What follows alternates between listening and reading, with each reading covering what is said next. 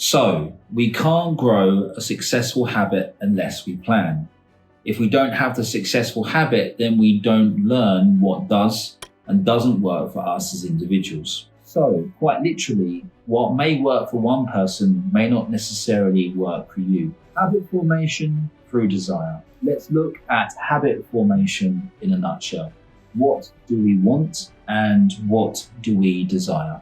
So let's look at the first step of a habit, desire. Desire can be goal-driven. It can be an affirmation or something that you wish or want to believe in. It gives you stimulation when you think about it, and it can also be a driver to want to create and form new habits to be able to achieve your end goal or your end result. It also works well as a belief system and something that you can aim to change. So there is always going to be an initial trigger. That trigger is going to make you want or desire that goal, that end result. As the saying goes, we are all creatures of habit, and asking a person not to dream, not to imagine their goal is actually kind of difficult. What they want to do is they want to imagine themselves at the end result. But when we're creating new habits, what we want to do is we want to start at the beginning. And that bit is, well, not much fun. But your desire to create change often comes from a movement, fact, or information. Perhaps it comes from another perspective, or perhaps even just a reason or an idea to become better. And these are all very natural desires. These desires are forcing your want to become an actual goal. And that is what we notice.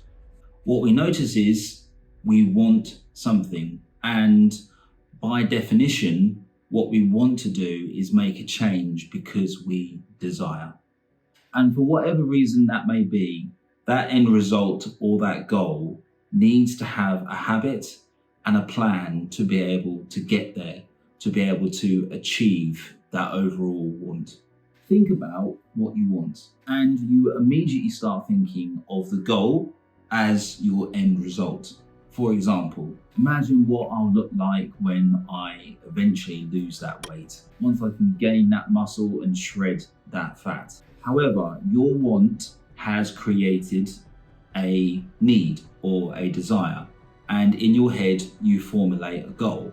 And that's all very well and good, but you need to be able to start at the beginning of your journey. Imagining what you want is absolutely fine, and of course that creates a goal, but what you really need to do is you need to find a focus. You need to focus in, zone in on what you actually need to do to be able to begin your journey towards your goal.